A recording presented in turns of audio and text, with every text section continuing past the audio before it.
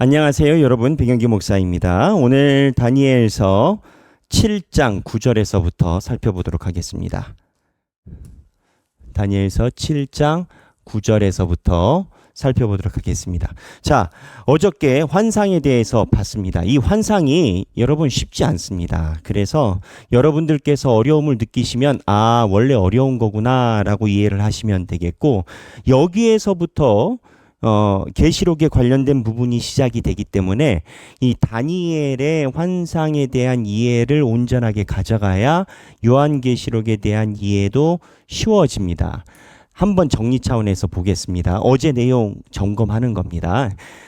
이스라엘 백성들에 대한 환상을 하나님이 보여주셨습니다. 다니엘 2장하고 오늘 7장 두 개입니다. 내용은 같아요. 그런데 다른 모양으로 보여주신 거예요. 어떠한 내용이냐? 예수님이 오실 때까지 큰 리더가 4개 나온다라는 거예요. 나라인 거죠, 제국. 이 4개의 나라가 있고 난 다음에는 이제 그냥 우리말로 잔잔바리들이 이제 쭉 뒤에 형상을 따라가죠.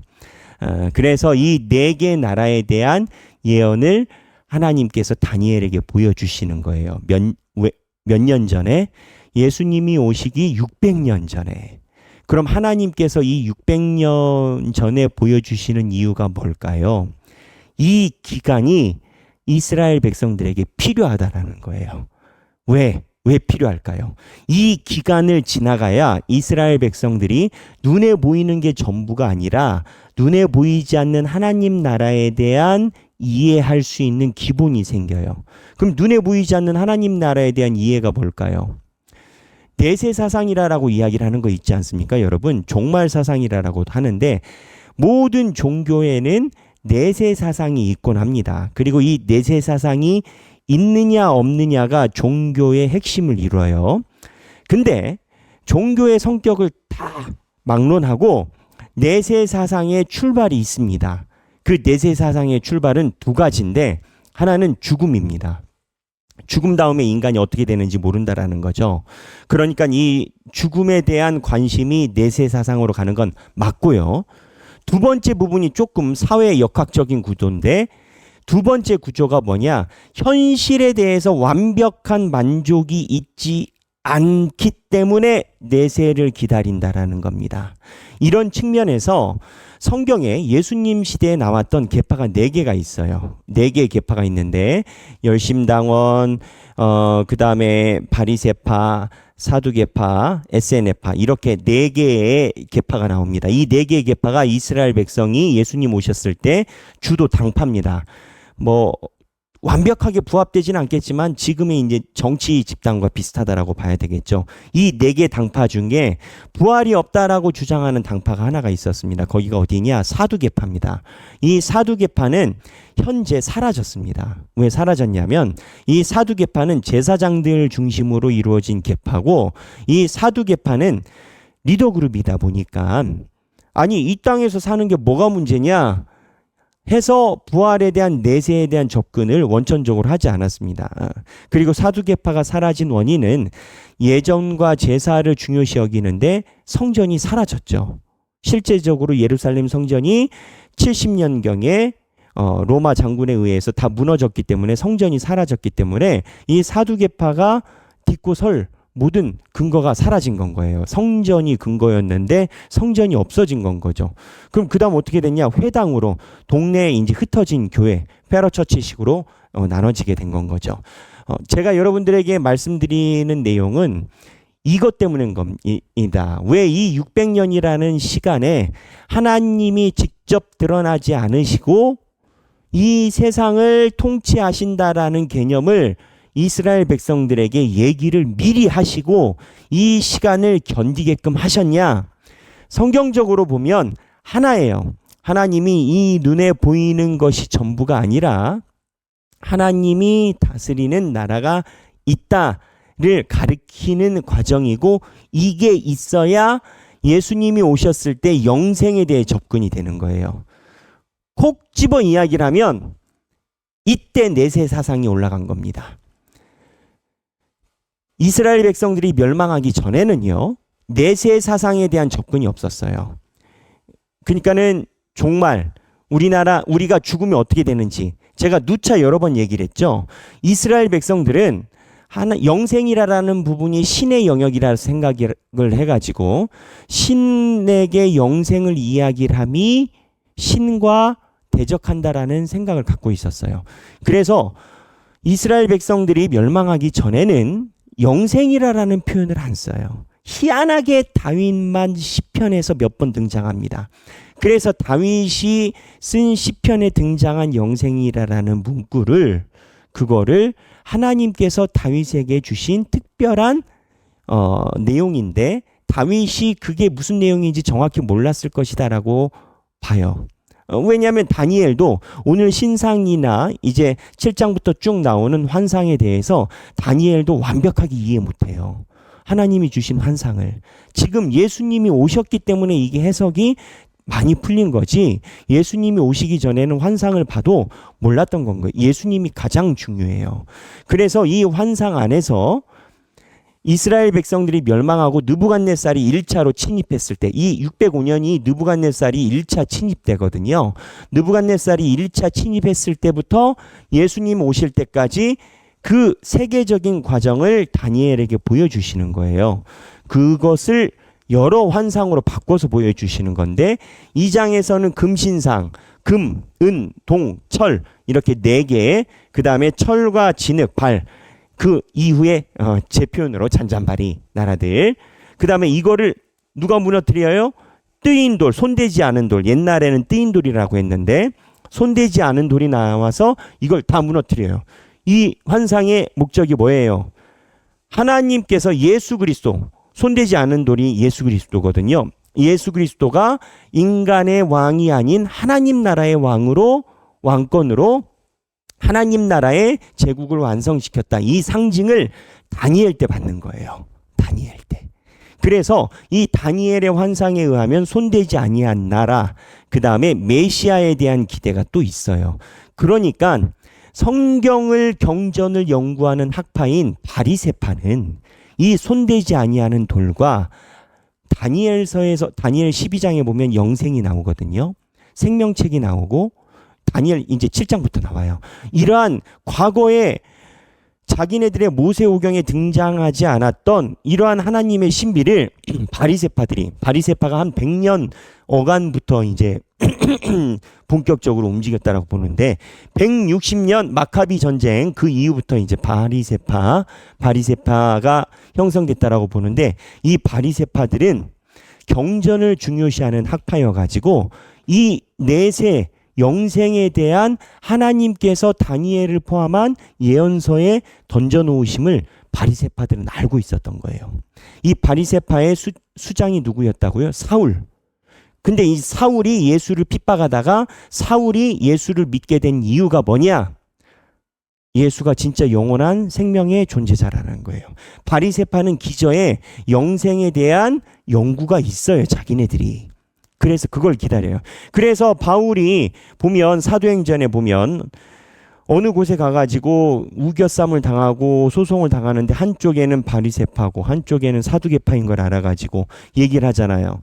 나는 바리새파인데 영생을 믿어서 내가 고난을 당한다 하니까 처음에는 사두개파랑 바리새파가 합쳐서 바울을 죽이려고 했는데 바리새파들이 여기서 가만히 있어봐. 영생이라라고? 그럼 맞지? 하면서 양분이 나요. 그래서 시끄러지죠.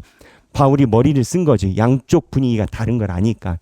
그런 차원에서 이 영생이라는 것이 굉장히 중요한 테마인데 우리랑도 관계 있잖아요.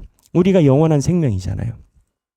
이 영원한 생명을 하나님께서 주시는 과정이 605년 느부갓네살 1차 침입 이후 이 600년 동안 하나님이 다져놓으시고 그 다음에 예수가 오셔서 우리에게 영생을 주신 구조를 성경이 이야기를 하고 있어요. 그러니까 다니엘 이후부터 이 기간에 하나님이 비춰주시는 세상적인 상황에 대한 조망에 대해서 완벽하게 이해를 못하잖아요. 그러면 이 중간이 훅 날아갑니다. 그래서 어떻게 됐냐면 구약 성경은 필요 없고 신약만 필요하다 이런 무식한 소리를 하게 돼요. 아니에요. 구약에 있었던 하나님의 움직임이 느부갓네살을 포함해서 실제적으로 다니엘 시대부터 하나님의 계획이 빌드업, 요즘 말로 얘기를 하면 차곡차곡 체계적으로 완성되어 가는 과정을 성경이 이야기를 하고 있고, 거기에 중요한 변곡점, 터닝 포인트가 다니엘에게 가장 강하게 나타나요. 다니엘 하면 우리가 사자굴 생각하지만 사자굴은 이러한 깊은 이야기 중에 일부예요. 그래서 다니엘서에 보면은 이제 금, 은, 동, 철과 진흙, 뜨인 돌 얘기를 했잖아요. 금, 어디? 바벨론, 은, 페르시아, 동, 알렉산더, 로마 시대. 철과 진흙은 로마 시대의 후기 왕을 포함한 잔잔바리, 현재까지의 상징. 뜨인 돌, 무너뜨리는 것, 예수 그리스도. 이렇게 되고, 다니엘 7장의 사자, 곰, 표범, 무서운 짐승이 똑같이 바벨론, 사자, 바벨론, 곰, 페르시아, 표범, 알렉산더, 무서운 짐승, 로마, 그 다음에 작은 뿔이 나오는데, 여기는 2장에 있었던 것과 다른 작은 뿔이 나오는데, 이 작은 뿔은 이 예수 그리스도를 대적하려고 하는 적그리스도의 시작이에요. 그런데 결국엔 이 작은 뿔을 해결을 보죠. 이 적그리스도를. 여기에는 예수 그리스도가 오셔서 해결을 보시잖아요. 근데 이 작은 뿔을 해결을 어떻게 보느냐? 오늘 적그리스도, 오늘 7장 9절부터 나와요. 7장 9절부터. 제가 맘 같아서는 어저께 봤었던 내용을 한 땀 한 땀 다 보고 싶지만, 어제는 어제 내용으로 성경을 봐서 참조를 하시고, 오늘 우리 목사님께서 여러분들 공부를 편하게 하시라고 성경 구절을 다 준비를 해주셨어요. 그래서 7장 9절부터 볼게요. 성경이에요. 자, 이 7장 9절 어떻게 하느냐? 금신상에서는 예수님이 와가지고 손대지 아니한 돌이 신상을 부스러뜨렸잖아요. 7장 9절에는 하나님이 오십니다. 뭐예요? 하나님이 오셔서 이 땅에 임하시는 거예요. 그러면 이게 무엇을 의미하느냐? 손대지 아니한 돌이 금신상을 부수는 것. 하나님이 오셔서 이 앞에 있는 짐승들을 다 멸하시는 것. 무엇을 우리에게 이야기를 하느냐? 세상에 있는 세력들이 너희들을 힘들게 하지만 걱정 마라. 내가 전능자고 내가 다 해결 본다. 이 내용을 이야기를 하는 거예요. 그래서 7장 9절인데 성경 한 땀 한 땀 보면, 내가 보니 왕자가 놓이고, 자, 왕자, 이게 뭘까요? 보좌죠. 하나님의 보좌에 대한 상징이죠. 하나님, 이 보좌는 요한계시록에도 4장과 5장에 하나님의 보좌가 나와요. 요한계시록에. 하나님의 왕자, 보좌를 상징을 합니다. 하나님이에요. 내가 보니 왕자가 놓이고 옛적부터 항상 계시니. 자, 옛적부터 항상 계시니는 누구를 이야기를 할까요? 옛적이면 언제일까요? 태초예요. 태초부터 항상 계시니예요. 태초부터 항상 계시니에는 누구를 이야기를 할까요? 바로 하나님을 이야기를 하겠죠. 하나님만 태초부터 계시잖아요. 항상 계시니과 자정, 어디에? 이 보좌에 앉아 계시는데, 그의 옷은 옷이에요. 희기가 눈 같고. 자, 희기가 눈 같고라는 뜻은 순결함을 의미해요. 이사야 1장 18절. 이것까지 다 살펴보고 싶지만 시간상 안 될 것 같아요. 이사야 희기가 눈 같고, 이사야 1장 18절, 계시록 1장 14절. 이사야 1장 18절, 계시록 1장 14절을 찾아보세요. 여기에 희기가 눈 같고라는 유사 표현이 동일하게 등장합니다. 그러니까 이 눈 같고라는 것의 의미는 순결함이에요. 하나님이니까 순결하시지. 아니, 하나님이 순결이지. 그러니까 희기가 눈 같지. 그럼 순결이 뭐냐? 정의가 뭐냐? 공의가 뭐냐라고 할 때 하나님이지. 그렇잖아요. 그렇게 표시되고, 그의 머리털은, 머리예요. 머리털은 깨끗한 양의 털 같고.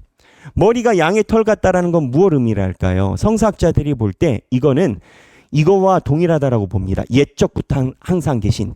어르신들 나이 드시면 머리가 어떻게 되죠? 하얘지죠. 염색하잖아요. 염색하니까 잘 모르지만 염색이 없으면 머리가 하얘지죠. 근데 이 하얀 머리의 상징은 뭐예요? 세월 아니겠습니까? 그러니까 옛적부터 항상 계신 이의 머리가 하얘진 거니까 옛적부터 항상 계신 하나님의 태고성을 이야기해요. 그리고 그의 보좌는 불꽃이요. 자, 그의 보좌가 불꽃이래요. 불꽃 같은 표현이 어디에 나오느냐? 이 불꽃 같은 표현은 굉장히 많이 나옵니다. 출애굽기 3장 2절. 출애굽기 3장 2절. 모세를 만날 때 불꽃 속에서 만나셨고, 또한 출애굽기 19장 18절. 십계명을 주실 때 하나님이 나타나실 때 불꽃이 나타났고, 시편 97편 3절에도 불꽃에 대한 이야기가 나와요. 그래서 그의 보좌는 불꽃이요. 그 다음에 그의 바퀴 나옵니다. 그의 바퀴는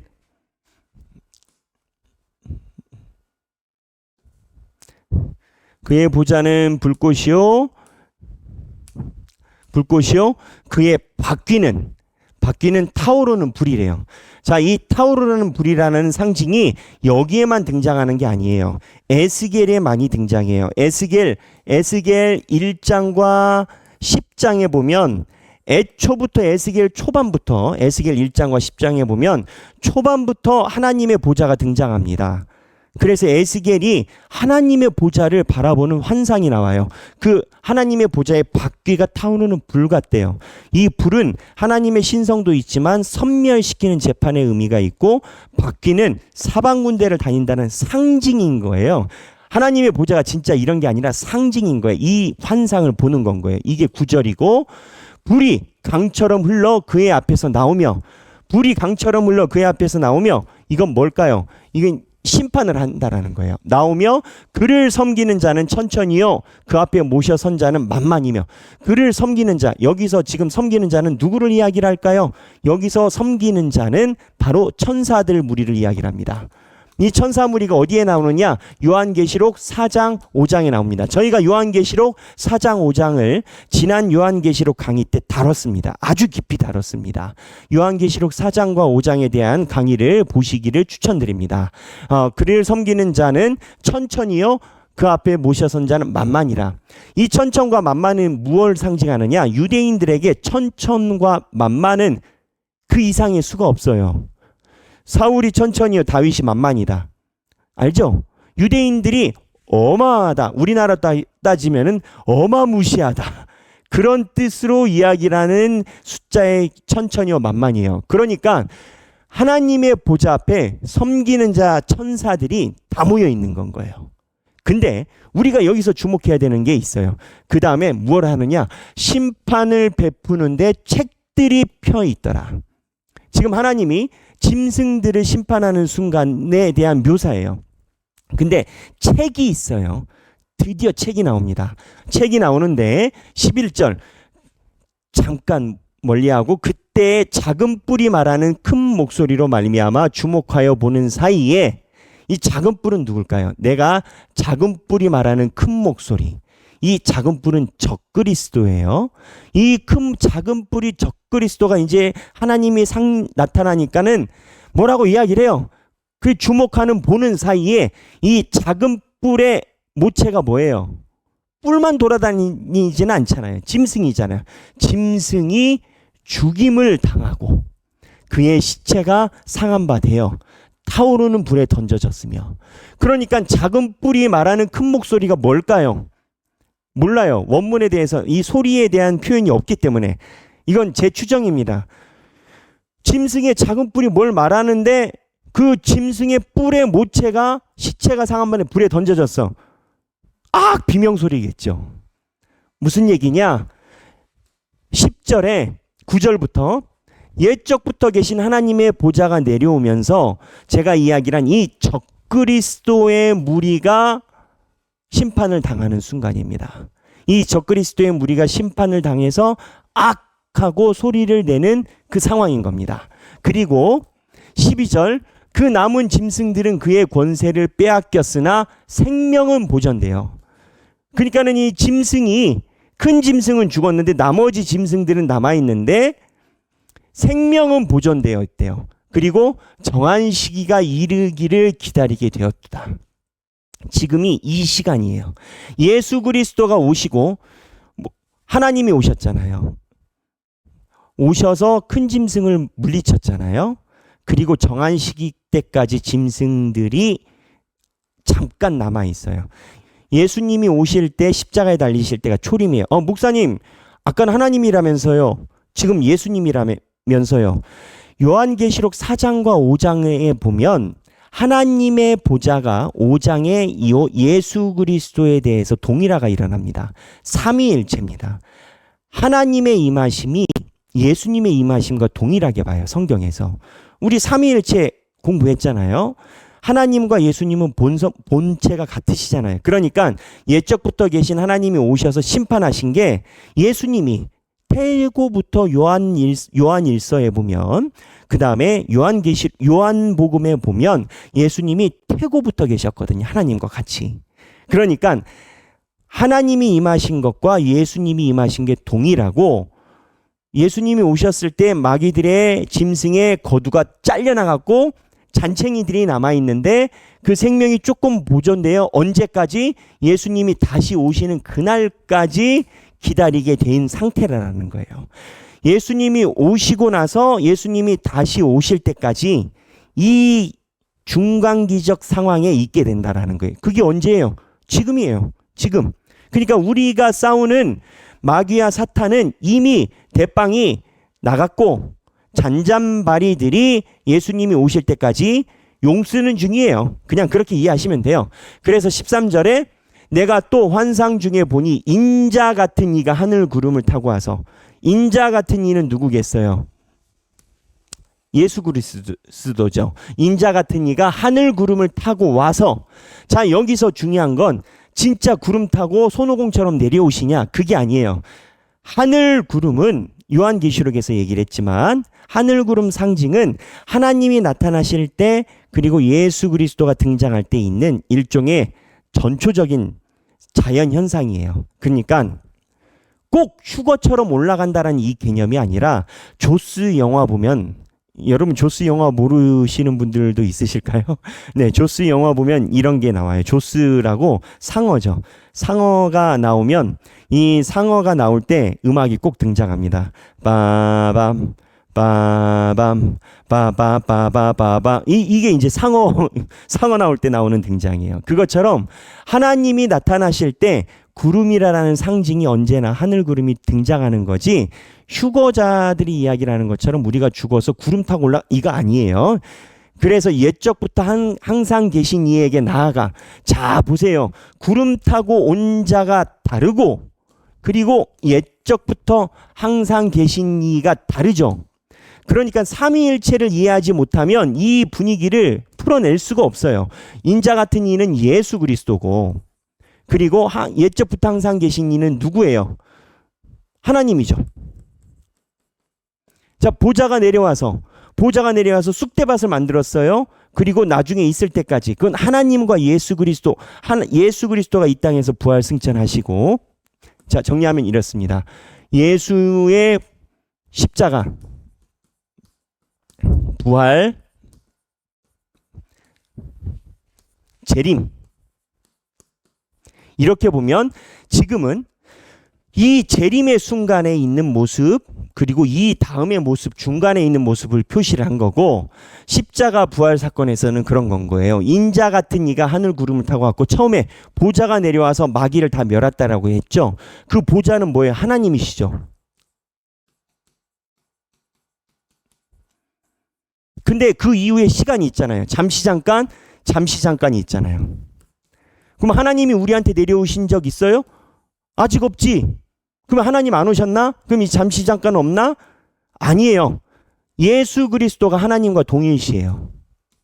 그러니까 예수가 이 땅에 오셔서 십자가에 달리셨을 때가 보좌가 이미 임한 순간이고, 그리고 나중에 그럼에도 불구하고 다시 하나님이 오시는 그 순간 인자 같은 이가 구름을 타고 와서 옛적부터 항상 계신 이에게 나아가니, 이런 마지막 순간인데, 그러면 인자가 그의 영광과 나라를 주고 모든 백성과 나라들과 다른 언어를 말하는 모든 자들이 그를 섬기게 하였으니, 자, 그를 섬기게 하였으니 무슨 내용이냐? 그가 누구예요? 모든 그를 섬기게 하였으니, 그를 섬기게 하였으니. 자, 그는 누구예요? 그는 하나님이죠. 여기는 하나님이죠. 무슨 얘기냐? 제가 무슨 말을 하고 싶냐? 예수 그리스도가 하나님을 섬기게끔 한다라는 거예요. 인자 같으니 예수가 예적부터 계신 하나님 앞에 나아가면서 모든 민족들을 데리고 하나님을 섬기게 한다라는 거예요. 예수 그리스도의 지상명령이 땅끝까지 이르러 내 증인이 되라. 가서 제자 삼으라. 왜? 예수를 통해서 하나님을 섬기게 되는 건 거예요. 왜? 예수만이 하나님이니까 하나님이 하나님을 섬기는 길을 열어줄 수가 있어요. 그 마지막 순간을 보는 건 거예요. 그의 권세는 소멸되지 아니하는 영원한 권세요. 그의 나라는 멸망하지 아니하리라. 그에게 권세와 영광과 나라를 주고 백성과 나라들과 다른 나라 모든 자들이 그를 섬기게 하였으니. 그럼 여기서 그의 권세와 영광과 나라를 준 주체는 누구냐? 여긴 하나님이에요. 하나님이 그가 누구예요? 예수. 그러니까 이런 건 거예요. 하나님께서 예수님에게 권세를 줬어요. 그러니까 예수님이 모든 나라에 있는 민족들을 다 몰고 와서 하나님을 섬기게 한 건 거예요. 하나님이 예수에게 권세를 주고 예수님이 그 권세로 모든 민족을 데리고 와서 하나님을 섬기게 했대. 그래서 그의 권세는 소멸되지 않는 영원한 권세예요. 이거는 이제 누구 얘기를 할까요? 이 권세를 받은 예수예요. 예수의 권세는 소멸되지 않고 그의 나라는 멸망하지 않는다. 어디? 예수의 나라. 그럼 예수의 나라가 어딨냐고요? 우리예요. 예수 믿는 우리예요. 예수님의 권세가 멸하지 않으니까 우리가 멸하지 않는 거예요. 그래서 15절입니다. 나 다니엘이 중심에 근심하며 내 머릿속의 환상이 나를 번민하게 한지라. 번민하게 한지라. 자, 다음에는 이제 15절부터 볼 거예요. 다니엘이 이 내용을 이해를 못합니다. 왜 이해를 못할까요? 예수를 못 만났으니까 아직. 다니엘은 600년 후에 나타날 예수를 보지 않았으니까. 그래서 오늘 9절에서부터 14절에 보면 여기에 보면 우리가 집중해야 되는 책이 있어요. 여러분 오늘 중요한 내용이어서 조금 더 살펴보면서 봐야 되겠습니다. 여기에 보면 심판을 베푸는데 이 책이 있어요. 이 책을 중심으로 하나님께서 우리의 모든 것을 다 가려내세요. 그러니까 이 심판에 관련된 책 제가 써놓을게요. 여러분 성경을 찾아보시기를 꼭 추천드립니다. 이게 중요한데, 자, 심판에 관련된 책 출애굽기 32장 32에서 33절, 시편 69장 28절, 사사기, 이사야 4장 3절, 그 다음에 다니엘 12장 1절, 말라기 3장 16절, 누가복음 10장 20절, 그 다음에 계시록 20장 12절에서부터 나오고, 그 다음에 생명의 책은 다니엘 12장 1절, 계시록 20장 12에서 15절에 나와요. 무슨 얘기냐? 여기에는 이제 이렇게 쓰여 있지는 않지만 하나님께서 행위에 관련된 책이라고 요한계시록에도 보고 이 많은 구약 성서에 보면 하나님 앞에 책이 놓여져 있습니다. 예수의 모든 족속과 나라들이 하나님께 인도되잖아요. 다니엘이 본 게. 근데 그 모든 족속에 대한 경계를 어떻게 정하냐고요. 생명책이에요. 행위에 대한 책과 생명에 관련된 책이에요. 이게 우리가 죽으면 하나님 앞에서 보게 될 책이라는 거예요. 이거를 다니엘이 보고 있는 건 거예요. 이 책에 따라서 하나님의 족속과 이 짐승들에게서 빠져나와서 하나님의 백성으로 돼서 예수 그리스도가 인도해서 하나님 앞에 데리고 갈 그 족속의 명부가 있다라는 거예요. 우리가 예수를 믿어서 우리가 하나님의 명부에 기록이 되어 있어야 되겠죠. 그렇지 않으면 의미가 없겠죠. 그래서 이 다니엘이 본 이 모든 환상에 대한 그림이 단순한 그림이 아니라 여기에서부터 생명책과 행위에 대한 책을 더욱더 확실하게 하나님이 보여주시는 거예요. 이 책을. 모세가 그랬어요. 모세 아까 거기 본문에 보면 32장에 하나님께 물어봤어요. 내 백성을 구해주지 않으시면 생명책에서 나를 제하해 주시라고. 그랬더니 하나님의 답은 뭐예요? 그건 내가 알아서 하고 그건 내가 알아서 하고 너희 백성에 대해서는 내가 할 말 있다. 이런 식으로 나가시거든요. 모세가 생명책을 언급하니까 하나님이 그거에 대해서 화두를 전환시켜 버리세요. 그 생명책이 모세에 있을 때도 이미 있었고 다니엘이 이걸 보고 있고 그 다음에 이 수없이 많은 그 성경에서 이야기를 하고 요한계시록에 이 생명에 기록된 자들만 하나님 나라에 간다라고 이야기를 해요. 단순히 성경이 한 부분에만 이야기를 하는 게 아니에요. 이 생명에 기록이 된 자만 구원받는데 그 구원 어떻게 받느냐? 아까 인자 같은 이로 인해서 하나님께 인도되는 자만 가능해요. 인자 같은 이가 누구예요? 예수. 예수를 통해서만 하나님께 나아가서 이 생명의 책에 있는 영생에 들어갈 수 있어요.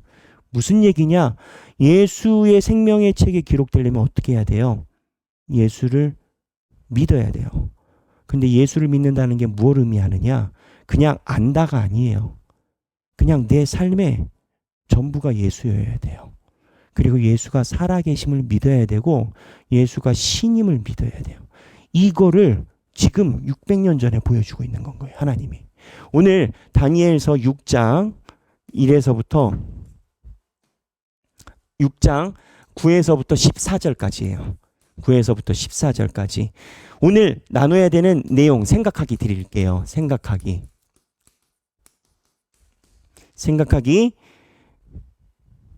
나는 생명책에 어떻게 기록되길 원하는가?